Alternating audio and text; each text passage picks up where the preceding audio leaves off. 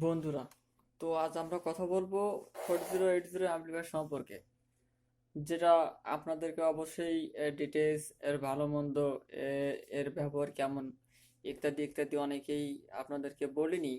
আমি যেটা আজ আপনাদেরকে বলবো এবং পুরোপুরি দেখাবো, এটা হচ্ছে আমাদের অ্যাম্প্লিফায়ার সেটের সার্কিট। তো আশা করি আপনারা ভিডিওটি না টেনে পুরো দেখবেন, আপনাদের কিছুটা উপকার করতে পারবো ইনশাল্লাহ।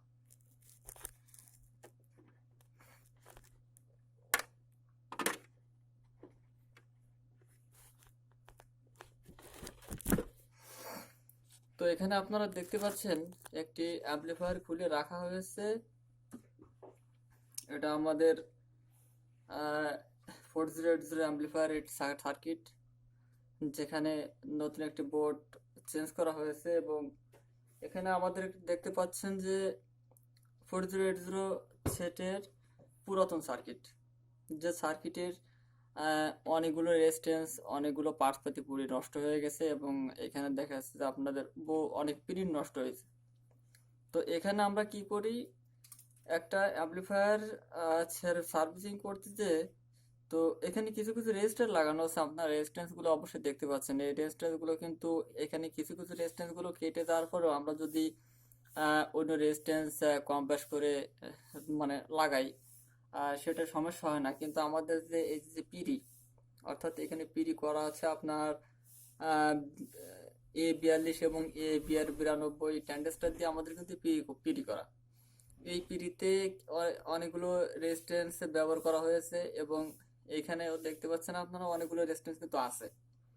তো এইখানে এই মিডিলে যে রেজিস্ট্যান্স গুলো কেটে যায়, এই ধরনের এখানে কিছু কিছু রেজিস্ট্যান্স কিন্তু আমরা পাই না। যেমন এটা আছে, এখানে 3K রেজিস্ট্যান্স আছে, এই 3K রেজিস্ট্যান্স কিন্তু মার্কেটে পাওয়া যায় না। সেক্ষেত্রে আমাদের কিন্তু এর পরিবর্তে অন্য একটা রেজিস্ট্যান্স লাগানো লাগে। সেটা অবশ্য কমও হতে পারে, বেশিও হতে পারে। সেক্ষেত্রে কিন্তু আমাদের এই অ্যাম্পলিফায়ার পরবর্তীতে লাস্টিং করবে না, লাস্টিং না করার সম্ভাবনাটাই বেশি থাকে।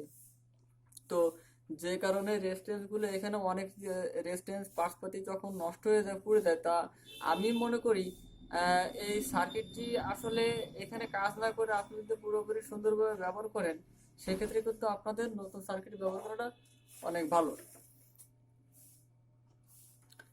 এখানে আপনারা নতুন সার্কিট দেখতে পাচ্ছেন। এটা এটা এখানে ভোল্টেজটা দুইটা ভোল্ট আছে, একটা আছে লো ভোল্ট এবং আরেকটা আছে হাই ভোল্ট।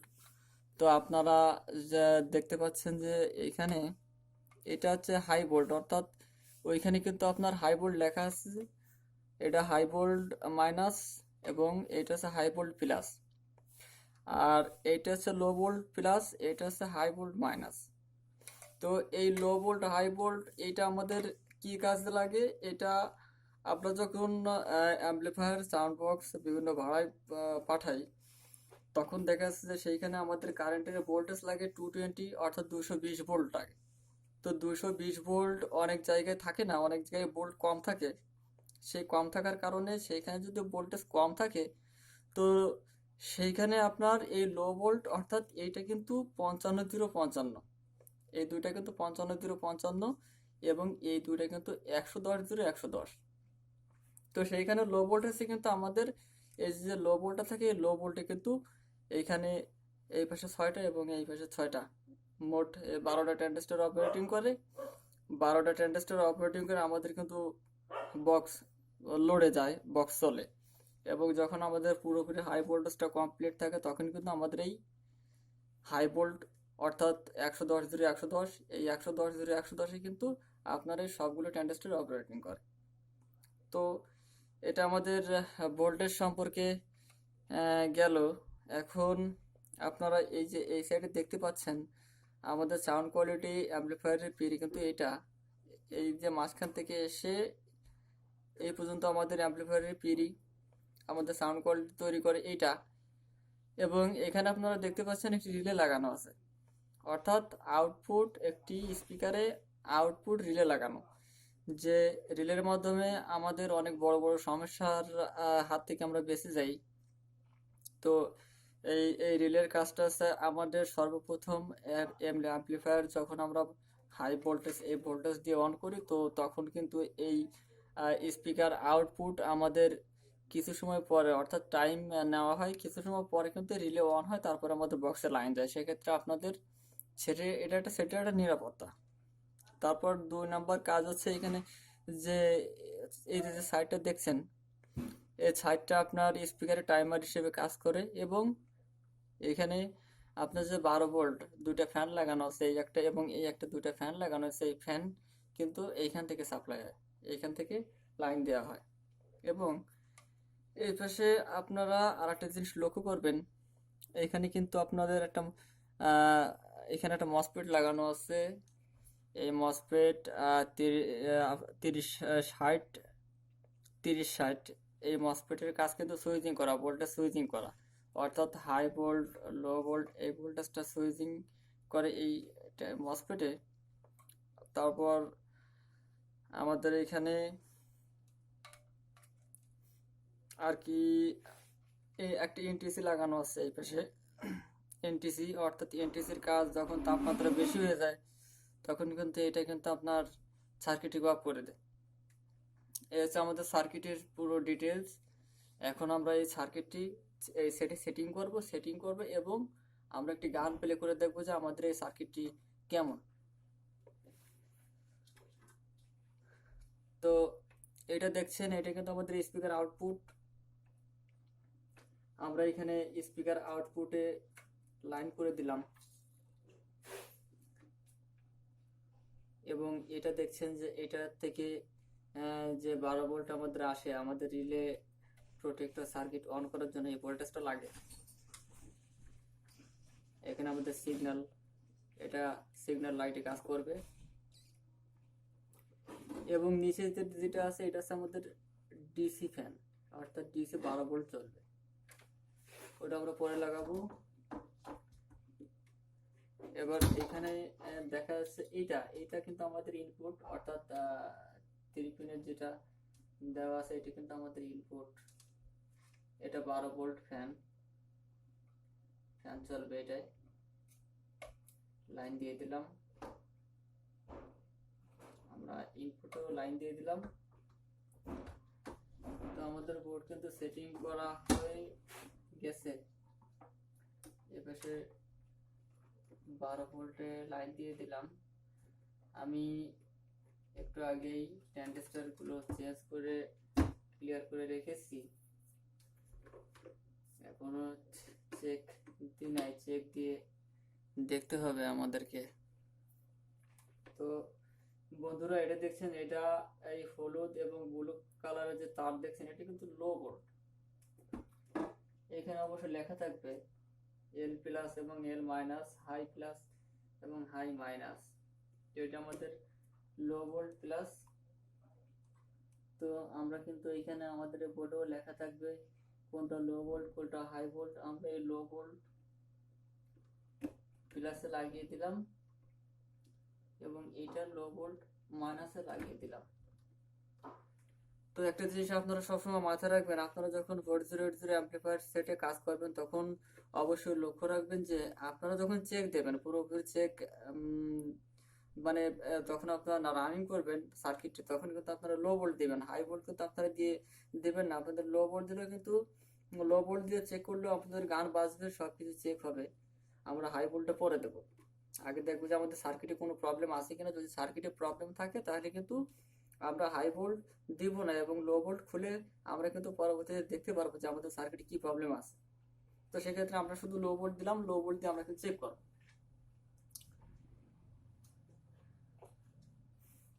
আর আরেকটা জিনিস অবশ্যই মাথায় রাখবেন, আপনারা কিন্তু সিরিজে লাইন দিবেন, সিরিজে লাইন না দিয়ে কিন্তু আপনারা কখনো চেক করবেন না। লাইন দিয়ে দিলাম, আমাদের সার্কিটটি অন হয়ে গেছে। এখন আমরা গান প্লে করব।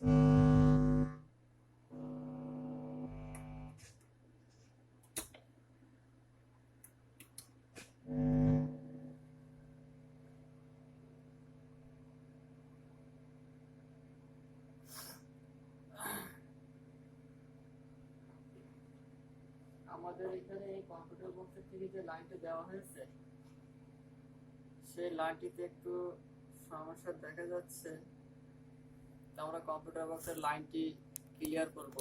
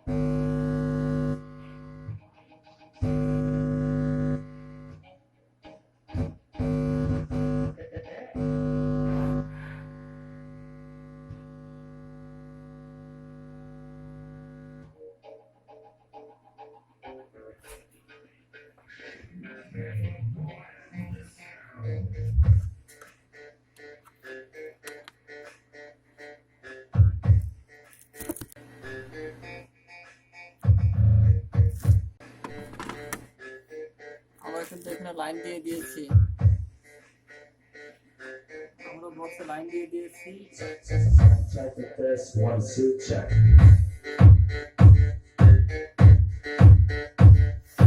Check. 1 2 check.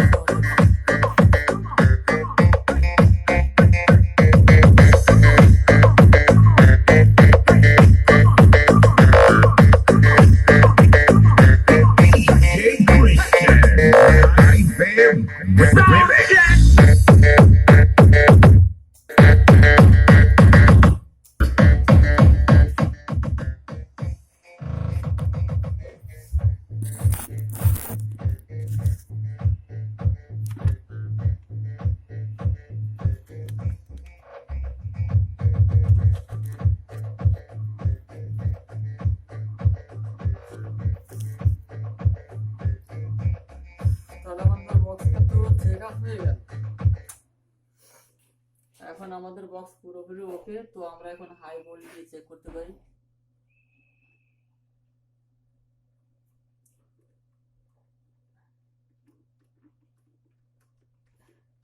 আমরা হাই ভোল্ট কানেক্ট করে দিলাম।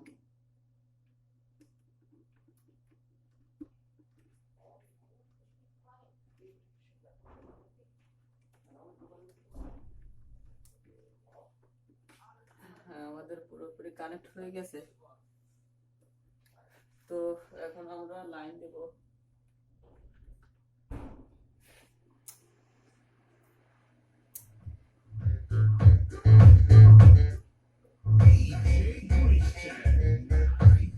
তো বন্ধুরা, আমাদের অ্যাম্পলিফায়ার কিন্তু পুরোপুরি চেকিং হয়ে গেছে।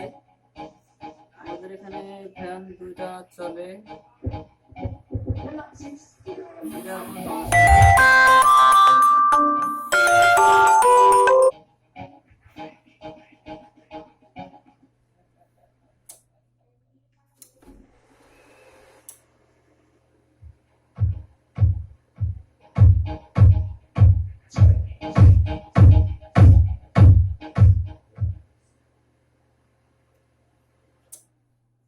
তাহলে আমাদের পুরোপুরি কমপ্লিট। সার্কিট চেক তো আমাদের পুরোপুরি কমপ্লিট।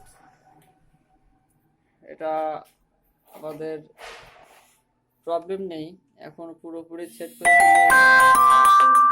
অনেক ভালো হবে। তো এখানে আপনারা দেখতে পাচ্ছেন এটি আমাদের ট্রান্সফরমার। এই ট্রান্সফরমার থেকে এই সাইডে ভোল্টেজ যাচ্ছে আলাদা এবং এই সাইডে ভোল্টেজ আলাদা ভোল্টেজ যাচ্ছে। এই আমাদের লাইন দেওয়া আছে এখানে। এই লাইনটি আউটপুট হয়ে ক্যাপাসিটরের মাধ্যমে যাচ্ছে এবং এখান থেকে একটি লাইন আমাদের করছে 110/110 এবং আর একটি লাইন করছে 55/55। তো এই আপনাদের 4080 অ্যাম্পলিফায়ার সম্পর্কে আপনাদের পুরোপুরি বিস্তারিত দেখালাম। এখন আপনারা অবশ্যই মাথায় রাখবেন যে এই সেটটিকে দেখা যায় যে কিছু কিছু সময় যারা একবার নষ্ট হয়ে যাওয়ার পরে মিস্ত্রির কাছে যায়, মিস্ত্রির কাছে যাওয়ার পর দেখা যাচ্ছে যে পুনরায় আবার নষ্ট হয়, কিছুদিন পর পর আবার নষ্ট হয়। তো কিছুদিন পর পর নষ্ট হওয়ার কারণ কিন্তু একটা আমি কিন্তু আপনাদের বলে দিচ্ছি প্রথমেই, যে আপনারা আপনাদের সার্কিটে যখন বড় ধরনের কোনো সমস্যা দেখা হবে তখন অবশ্যই আপনারা কিন্তু সেই সার্কিটটি রাখবেন না। সেই সার্কিটটি ফেলে কিন্তু আপনারা নতুন একটা সার্কিট ব্যবহার করবেন। আপনাদের বারবার কিন্তু মিস্ত্রিদের কাছে যাওয়া লাগবে না। অর্থাৎ একটি যে সার্কিট একবার মানে একটু বেশি আকারে মার খেয়ে যায় সেই সার্কিট কিন্তু আপনারা পুনরায় রিপেয়ারিং করলে কিন্তু আপনারা সে বারবার কিছুদিন পর পর কিন্তু আপনাদের সমস্যা হতেই থাকবে। আজকে এই সমস্যা, কালকে ওই সমস্যা, পরশুদিন এই সমস্যা। এটা অবশ্যই আপনারা মাথায় রাখবেন। তো আজকের মতো এই পর্যন্ত। সবাই ভালো থাকবেন। আল্লাহ হাফেজ।